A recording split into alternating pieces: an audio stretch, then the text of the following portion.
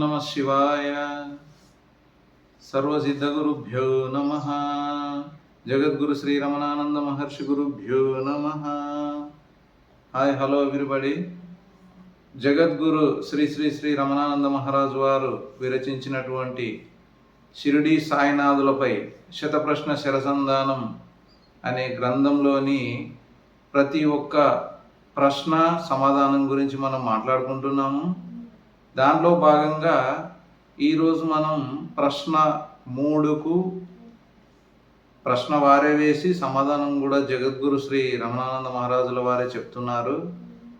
3వ ప్రశ్నను మనం ఈరోజు చూద్దాం.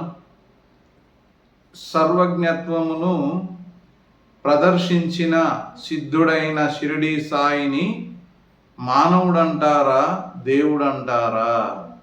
ఇది ప్రశ్న 3 జగద్గురు శ్రీ రమణానంద మహర్షి వారు చెప్పింది.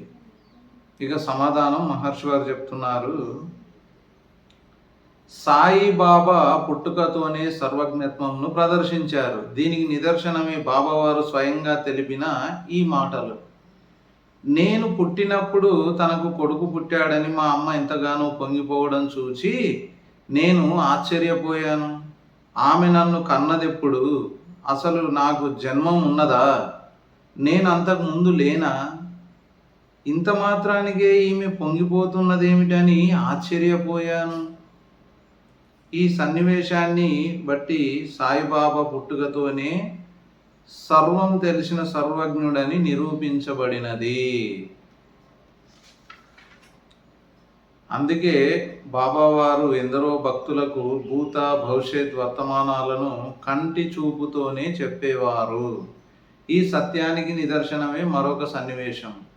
బల్వంత్ నాచ్నే 1915లో షిరిడీకి వెళ్తుంటే సామంత్ అనే భక్తుడు ఒక కొబ్బరికాయ 2 అనాలిచ్చి బాబావారికి సమర్పించమని చెప్పాడు. నాచ్నే కొబ్బరికాయ సమర్పించాడు, కానీ దక్షిణ ఇవ్వడం మర్చిపోయాడు. నాచ్నే తిరిగి వెళ్ళేటప్పుడు బాబావారు, అరే నాచ్నే, ఆ ప్రేద బ్రాహ్మణుడు నాకు ప్రేమతో ఇచ్చిన 2 అనాలను అసలు నాకు ఇవ్వలేదేమిటి?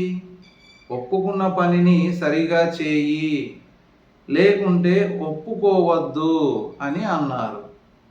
క్షమించండి బాబా, నేను మర్చిపోయానని నాచ్నే వెంటనే 2 అనాలను షిరిడీ సాయినాథుల వారికి ఇచ్చారు. సాయి ఎంతటి సర్వజ్ఞుడో వర్ణించడం జరిగింది. మునులకు కూడా సాధ్యం కాదు. కాబట్టి సాయిబాబా సాక్షాత్తు భగవంతుడు అని చెప్తున్నారు జగద్గురు శ్రీ శ్రీ శ్రీ రమణానంద మహారాజు వారు. ఇది ప్రశ్న 3కు వారిచ్చినటువంటి ఆన్సర్. అలాగే జగద్గురు శ్రీ రమణానంద మహారాజు వారు షిరిడీ సాయినాథులను అవధూత శ్రేష్ఠులు అని కూడా చెప్పడం జరిగింది. కాబట్టి సాయి బంధువులారా, హిందూ బంధువులారా, ఒక విషయం సుస్పష్టంగా గమనించండి. ఎవరైతే షిరిడీ సాయినాథులను సరిగా అర్థం చేసుకోకుండా ఇష్టం వచ్చినట్లు మాట్లాడుతున్నారో అటువంటి వాళ్ళను జ్ఞానహీనులుగా గుర్తించి షిరిడీ సాయినాథులను ప్రేమతో ఆరాధించి తరించండి. ఓం నమ శివాయ.